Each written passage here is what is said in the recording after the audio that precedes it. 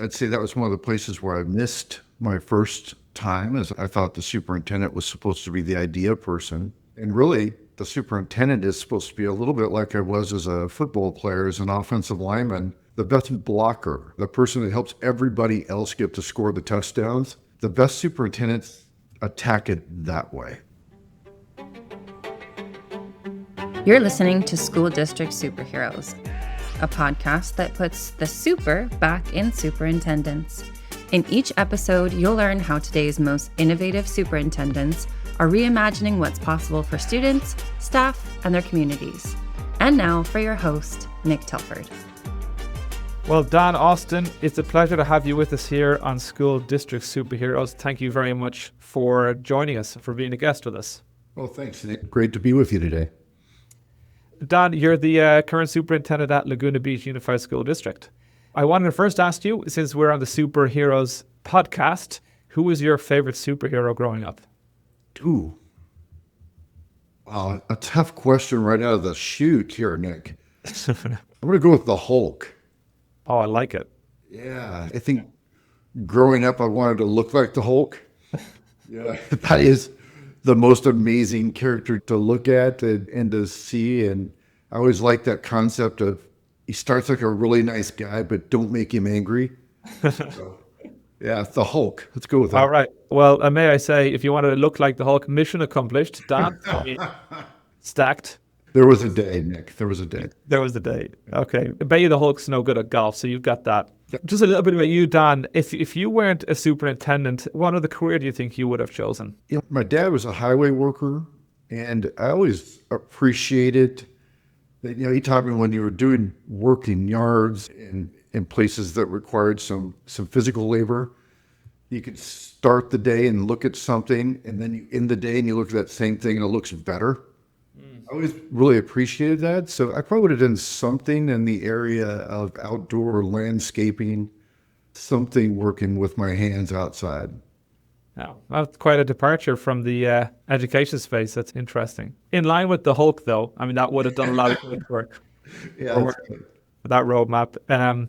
What's something that people are always surprised to learn about you? Well, it's funny. When I was interviewed in Palo Alto, there's multiple rounds of interviews. In one of the last rounds, they said, well, we've asked you so many questions. What's something somebody wouldn't know? And it took me a second. And then I said, well, I can read. And everyone laughed. But I think when you're a big old guy and you like to laugh and joke around about things, I think sometimes people can miss the fact that you can also be academic. And I'm probably much more academic and well-read than the average person might expect. That's actually another question I have. What's a favorite book that you would, like maybe the one that you'd read for just pleasure and one that's a business leadership kind of a read? Well, Nick, I'm pretty boring. So actually, the business leadership books are my pleasure reading. Okay. So I'm not a person that reads fiction or anything like that. Yeah, I just recommended a book. It's not a new book. It's written by Bobby Knight, the ex-collegiate basketball coach, most famously from Indiana, and it's called The Power of Negative Thinking. And I love that book because he talks about focusing on everything that can go wrong on whatever you're trying to do, and then planning so that those things don't go wrong. I just love that. So when I'm planning for things, I take a pessimist look at a lot of things. Like, okay, I'm excited about this, but this aspect could go wrong. And what if it's miscommunicated? What if we misstep? What if our implementation's poor? So over-plan to counter those things that can go wrong. So Power of Negative Thinking, Bobby Knight. And then just on the opposite end of that, very old book by Napoleon Hill, The Law of Success. And that's so different because that's about putting positive thoughts into the atmosphere, and then those sometimes return to you in really good ways. So those two I've always loved. Thanks for that. Really interesting. Both of them noted down here. Interesting to embrace the negativity. Healthy paranoia. I've heard that word used a lot. Just to always staying on your guard. What's one hobby or activity that helps you recharge outside of work? Probably two. One is that yard work aspect. I like just going out and clearing fields and clearing around my house. I enjoy golf. I'm not good at it, but I enjoy it. And the last one is stand-up paddleboarding. There's nothing more relaxing than being out by yourself on a paddleboard in the harbor, occasionally in the ocean, but now I'm more of the harbor kind of guy. Well, if you ever wanted to pick a place for golf and paddleboarding where you also were gonna be the superintendent, that I think you pick the absolute perfect district. I hit for the that. trifecta here, Nick. Yeah, you did. I'm not sure you're gonna have any time to do any of it as a superintendent, but you know, maybe in the weekends. And then lastly, what's the best piece of advice you've ever received that stands out to you? Okay, I've got it. A friend of mine who was executive for Nike, I was struggling with decisions and the negative feedback you get sometimes and the contrarian viewpoints. He said, look, make decisions based on what the best people in your life will think about them. And that was a game changer because I figured that I was worrying too much about the opinions and thoughts of people that either didn't even understand what we were trying to do or they were going to be against whatever we said. So if we gave them a car, the car was going to be the wrong color. And I was worried about it. Stop that. At the end of the day, you have to make decisions. Think about what those people that you respect the most will think, and then go with it. That's great advice. Did you always know you were going to become a superintendent, or did it happen organically? Yeah, no, absolutely not. My goal in life was to be a teacher and a head football coach. That's what I wanted to do. I wanted to coach. And to a large degree, I still do. I am a coach. I just coach differently than coaching on an athletic field. But, for previous football injuries that I had made that kind of impossible. Just in constant pain when I had to stand out there for that long. So I went a different direction and became an activities director.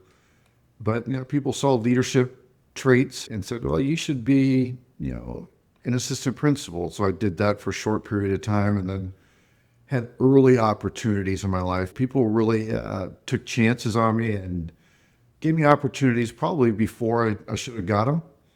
But once you're in leadership and it's working, you move up. So superintendent was not a goal. First wanted to be a coach, then I wanted to be a principal. And I thought that was going to be what I did forever. And that just wasn't the path that I was supposed to take. So next thing I know, I ended up as an assistant soup and then into the superintendency roles. And is there anything that you think prepared you for any particular event, or was it a sequence of events or happenings that prepared you to be a superintendent when you look back on your journey? I think the important part is the people that are searching out those promotions and jobs don't do as well as the people who just work hard every day and let good things come to them. I've just put myself in positions where I've had those opportunities, and I think it's from working hard and I don't miss days. So you show up every day and more often than not with a smile, and then you work hard and good things happen. That's kind of been my path. That's great advice.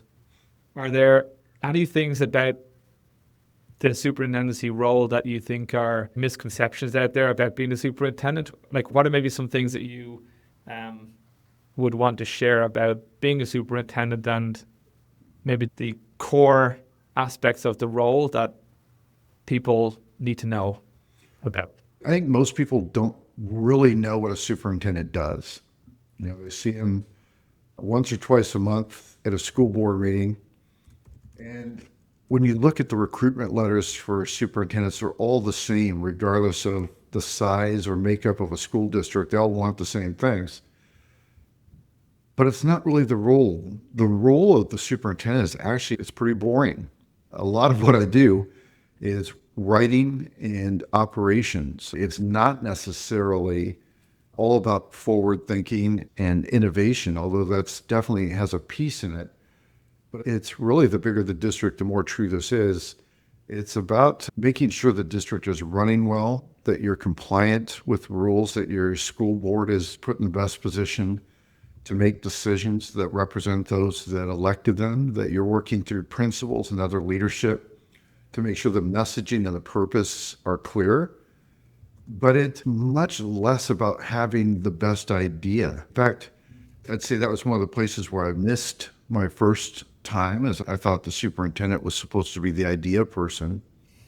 And really, the superintendent is supposed to be a little bit like I was as a football player, as an offensive lineman, the best blocker, the person that helps everybody else get to score the touchdowns. The best superintendents attack it that way. That's great. Let everyone else score the touchdowns, I think, is a great way to put it, and to allow to kind of provide the leadership and guidance to give the people space to make decisions, right? And then when they're successful, then highlight that. When they're not, then protect them for the good of the district. But that's really good advice. And, Nick, just to piggyback on that, I agree in autonomy to a point, and tell people all the time, you can delegate a task, but you can't delegate responsibility. So while I want people to make decisions and to not feel micromanaged, it doesn't mean there aren't a lot of questions coming at them. I just expect that they're going to be able to answer and defend what we're doing in ways that make sense. So we're on the same page, but the idea creation, well, that cannot all happen in this office, or we'd be in trouble. What's the fine line there between people feeling that they have the autonomy to make decisions and do their own thing, but you are accountable at the end of the day for what happens within a school district? The buck stops with you. So how do you kind of walk that fine line between allowing people and making them feel that they can make those important decisions, but also ensuring that there's the right outcomes take place? Mm-hmm. Well, one thing I really spend more time on now than I used to is predetermining what success looks like. So if we've got something that's new and it's an initiative of some kind and hopefully supports a pre-established goal, instead of saying, okay, well, we're going to work on reading this year. Okay, well, how are we going to measure that? What does success look like? Is it the volume of reading? Is it complexity? Is it in our case, iReady test scores 3 times a year? Is it the CASP? Is it advanced placements, achievement? All those things can be the right answer. But if you don't predetermine what those metrics are, then everything you do can be a win or a loss through the lens of those who are critiquing it. So I think it's really important to predetermine success, really talk through what we're trying to accomplish, have a clear purpose, and then follow through. You measure as you go, and then if you're failing in those measurements, you have to decide, okay, has it been long enough? Do we have an implementation issue? Do we have a resource allocation issue? Did we have the wrong goal? Or do we need to try a different approach? But if you don't know what success is going to look like before you start, you're doomed to failure. And I see that all the time. So setting out your goals, getting buy-in around what success looks like as well, I'm hearing you say, is that you make those decisions with the people who are responsible for carrying out the tasks, have the KPIs, have the objectives, have the outcome that you want to see, and then we're on the same page before you start, right? And there can be a lot more freedom in who does what. The last years were spent in Palo Alto, and I was taught about KPIs, or key performance indicators, by people that were in the tech industry and were venture capitalists. And unfortunately, I don't think school districts spend enough time learning how other industries determine and measure success. I don't want to be Google. It's not a knock on Google, but we can learn things from Google about how they evaluate performance, how they evaluate their employees, how people move up or out in their industry. It's a little different than ours, for sure. And not just pick on Google. It's the same with, Meta and NVIDIA, all these places that we had access there to. And then when you come to a place like Laguna Beach, it has a very different feel. The KPIs might be different, but the need for them remains the same. At your time in Palo Alto, you're there in the center of Silicon Valley, surrounded by all the tech industries and leaders. Was there any other learnings you've taken from, I don't know if you had exposure just by being in proximity to them, or you actively look to learn from these kind of either tech industries or just business individuals over the last kind of 5 to 10 years? Yeah, no, I was very intentional about reaching out for leadership development for myself and for our teams. One thing I've learned through a company called Verkada, I really enjoyed working with, is Cameron Rose, who was their CFO, who came up with this concept of a 3-3-3, and I was fascinated by this. After 3 o'clock, any 3 or more employees that went out together could get $30 a piece, but you had to walk from wherever you're stationed. So that supported the community that you were working in, and you had to be in a group. So I asked, okay, well, that's great, but how does that support your business, your organization? He said, well, how often do you go out socially and not say anything about the work you're doing? I'm like, never. Like, I'm always talking about that. He said, well, that's their thought there. So I brought that concept back through Cal Supes, our organization for California superintendents that I'm involved with. And immediately school people say, oh no, we can't do that. And I went back to Cameron's lesson that is salary is what people believe they deserve. So even if you get a raise of, let's say, 6% in a year, it's a great year. You're thinking, great, that's what I deserve. Well, perks are very different. A small perk, having coffee machines, having some snacks laid out, whatever those things might be, that actually feels more special. So one thing I took out of the tech industry, because it's so competitive to get employees, is once salary is as good as you're going to make it, look for those other things that make the working conditions different. And yeah, that's something I was excited to work on in Palo Alto and really excited to jump on right out of the gate here in Laguna Beach. It's interesting you say that. My sister-in-law works up in the Bay Area, and her company pay for her and her, she has to bring a work colleague out, or they can, up to 4 people, they can spend like $400 on a meal every quarter. And it's just, they can go out at any time they want to go out for a nice meal, spend $400 or $500, and that's a perk, and that she absolutely treasures. And it's a great way to keep the employees together. She can't bring her best friend, she has to bring a colleague. But I thought that sounds very similar to what you just said. It's a good idea.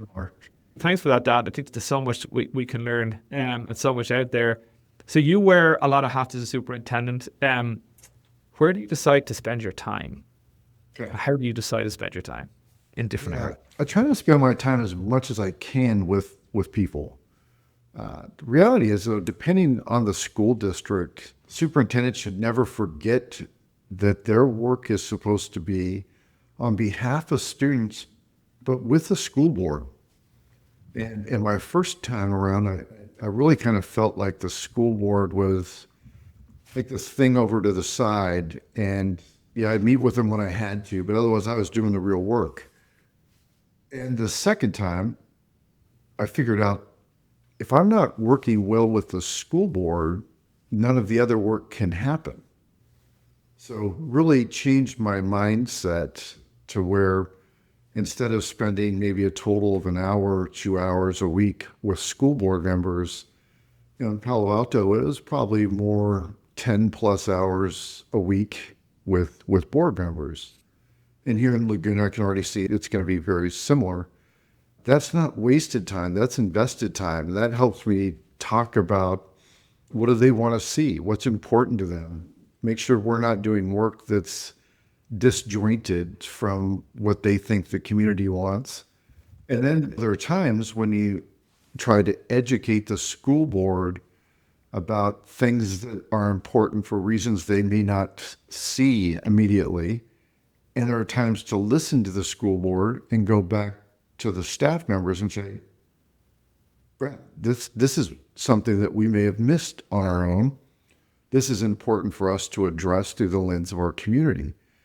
So a lot of time with school board members, more than most superintendents might think is the right balance. But for me, it's really helped calm places down and to work through issues in a good, healthy way.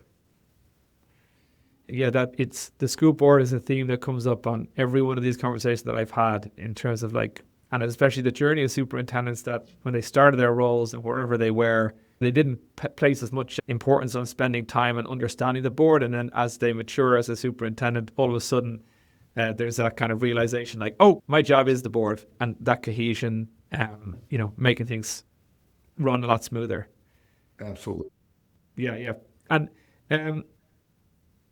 what habits would you say have helped you stay effective over the years as superintendent? Is there anything specific you can think to in that regard? Routines. Okay. I think as a superintendent, the last thing people want to see is a lack of predictability. So I try to remain very predictable. Friday updates go out every Friday. I write a Sunday letter to all our staff every Sunday. Not some Sundays or most Sundays. Every Sunday I haven't missed in 15 plus years. Knowing that if we have a committee, the committee's input is going to be valued. And if a decision's already been made, we're not going to have a fake committee to fake support it. So, in the beginning, sometimes people are like, well, we need to involve more people. And sometimes that's the right answer, and sometimes it isn't. But to know that when we say that something is going to have value, it really does. And if we say, we understand that you'd like to participate in this, but a decision's already been made, then we just say that. So there's no game playing. So, avoid game playing and have solid routines. The last thing is, I almost never cancel a standing meeting. And I see some districts that have standing meetings and they look around the day before and say, well, we don't really have enough to have a meeting. And they cancel it. If it was important enough to schedule a standing meeting, then you should be thoughtful enough to plan and have something meaningful and impactful to discuss or address. Yeah. And when I see people start showing up late, canceling meetings, getting out of routines, that is a bad sign. And starting the meetings on time as well, not waiting 5 or 6 minutes till the last person gets there, because then the lesson is, oh, you actually don't need to get there on time. Right. I've had people walk in late and just ask them to leave. So people can say, oh, that's harsh and that's whatever. It's like, no. When you're late, being late is a sign of arrogance. It means your time is more important than everybody else's. And I really try to model these things. I'm not ever late to anything. Even, our thing today, I wanted to make sure I already tested the mic. I already popped in. I didn't want to be the reason we weren't starting on time. And I don't want anybody else to be that person either. Yeah. I think I know the answer to this question because you talked about it a lot, but in terms of continuing to grow as a leader, you've just started a new superintendency job in a new district. How do you continue growing as a leader? Well, we just had our leadership team kickoff event Wednesday. So for context, today's a Friday. That was Halloween, so 2 days ago. And I had to remind myself that while I spent 8 years in Palo Alto and 4 before that in Palos Verdes, this isn't year 9 or year 13. It was day 1 with my new team. So everything starts over. Now I get to come to it with more experience and a better chance of avoiding some missteps, but every relationship starts new. When you're in year 7 or 8 in your superintendency and you make a joke, you know how that joke is going to land. You do the same thing in a brand new place. You may have just offended somebody. There might have been history around it. So you have to walk a little softly in the beginning, but some things are the same everywhere you go. The work is largely the same work, but you're starting over every time. I like that opportunity to reinvent yourself in some places and to come in and look and say, okay, this is a system I've used that's been successful. I see that a system that was in place here. Let's talk about it. And this will be maybe different than some others that you might talk to. I do not believe in these 100-day listening campaigns or 90-day listening sessions. 100 days in a school year is 56% of a school year. I'm not going to spend 56% of a school year not doing anything. So I'm hired to come to a place here in this particular place, Laguna Beach. I'm paid a not small amount of money. They didn't pay me to come here to learn how everything was running and then just keep doing that. They brought me here to evaluate systems and to determine, is this putting us in the best position for success, or is there potentially a different path? And then make decisions. So as you're developing the leader, that period of time between evaluating what is and starting to help mold what's going to be should shorten. It shouldn't always be this make-believe number of a certain number of days before you touch things. One of my previous board members had an MBA from Harvard, and he told me the mistake people make in transition is almost never going too fast or doing too much. It's almost always the opposite. And that is not the way we're taught in education. But I really thought about it and thought back through transitions I'd either experienced or seen and thought, you're totally right. Yeah. Your time to kind of say, we're looking at things a little differently is right away. So a little different maybe than some other people's take, but that's right. Well, it's in line with the Google adage of move fast and break things, or don't let perfect get in the way of progress. That's right. Those kind of same mottos seem to ring true. In your opinion, what separates, it sounds like, and I know, because I know you well, is that you're a very ambitious person who wants to see greatness everywhere you go. And I'm sure with Laguna Beach will be the same goal, is to create an exceptional school district. And what do you think separates a good school district from a truly exceptional school district? That's just a simple question that people have such a hard time with. I'm going to go back to rankings don't tell a story. But when you work through a process with a town, in our case, or the people that have been in a school district, you say, okay, let's strip everything away. What do you want for your kids? In some places, the answer is you want admissions into the most competitive colleges in the country. All right, that's not really that inspiring to me, but if that's what the community wants, then okay, then that's how we're going to measure excellence.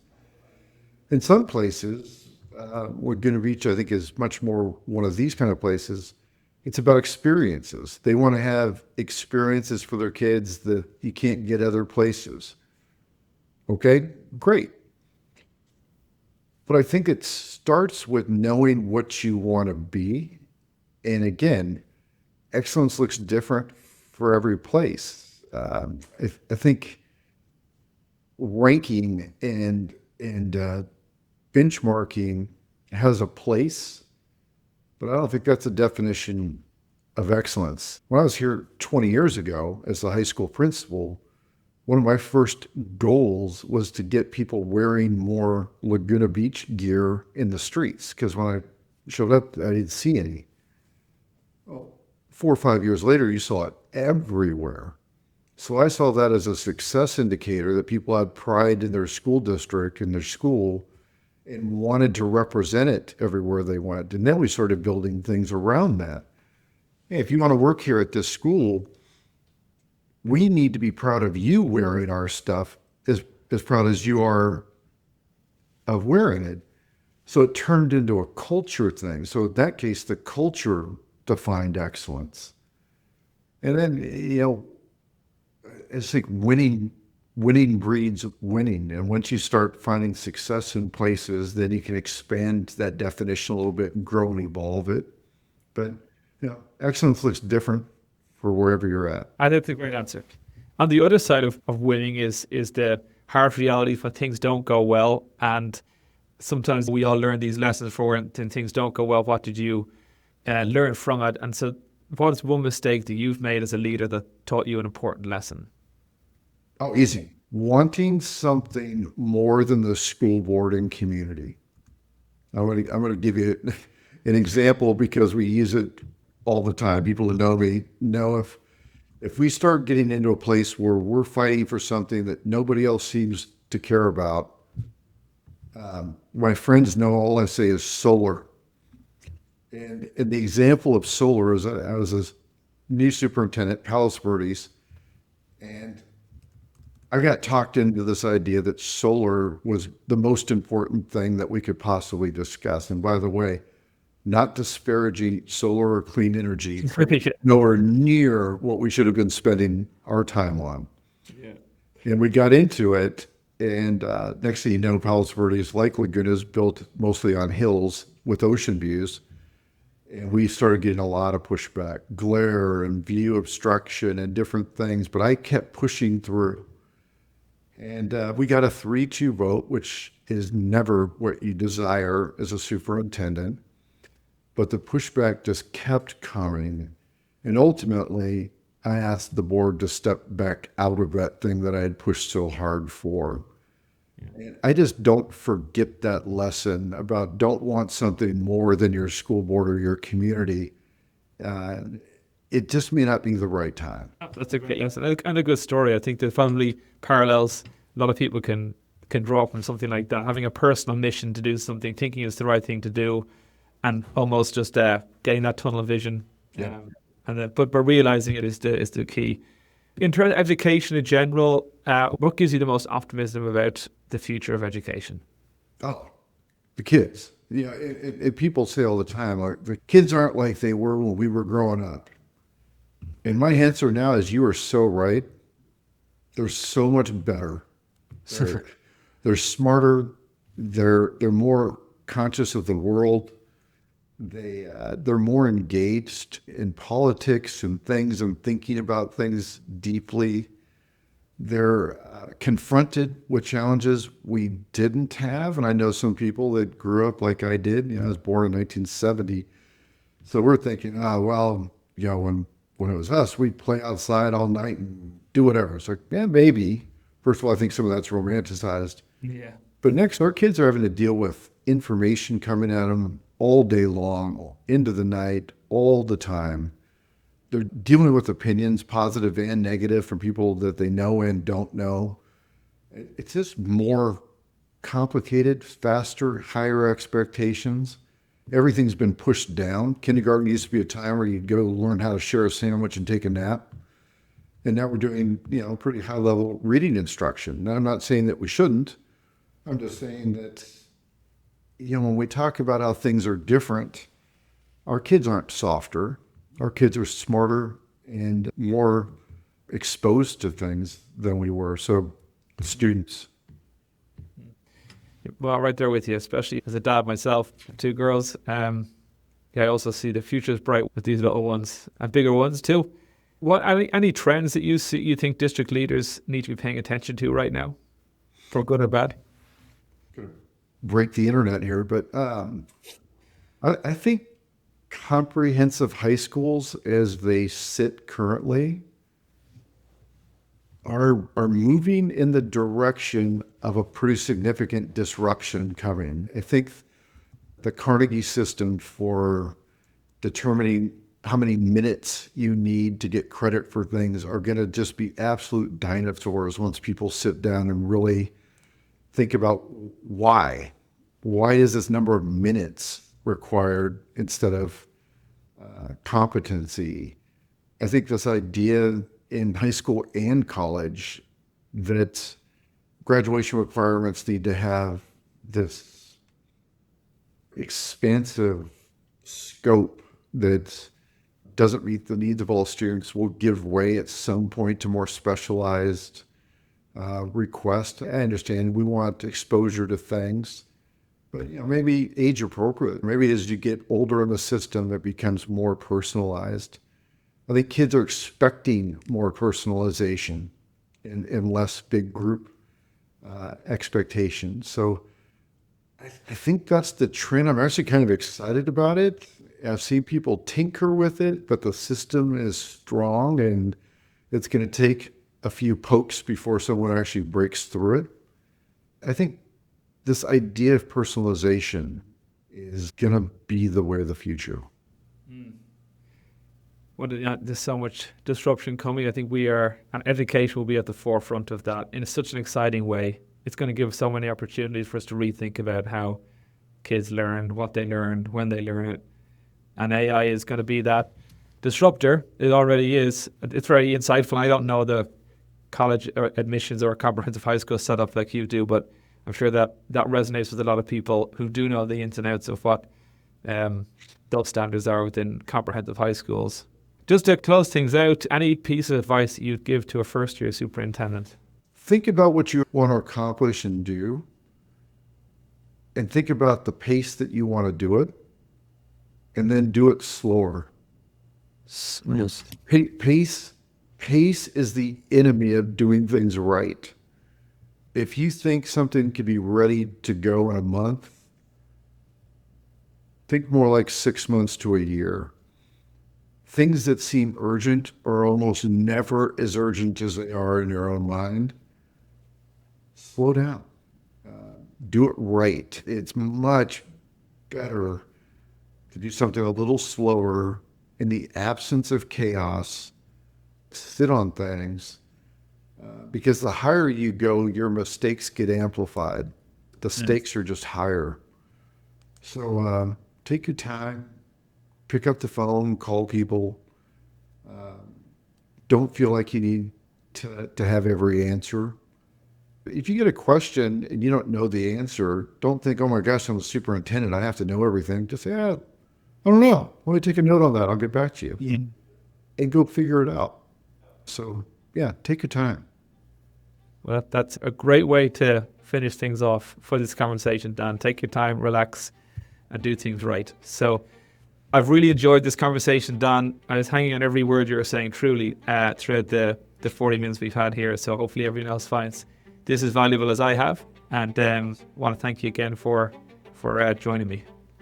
Thanks, Nick. Thanks for all you do also. Behind every successful school system is a superintendent making hard decisions, building strong teams, and putting students first every single day. These are the real superheroes shaping the future of education. Follow the show on your favorite podcast platform. And if you know someone who would be a great guest, email us at podcast@elevolearning.com. I'm Nick Telford, and this has been another episode of School District Superheroes.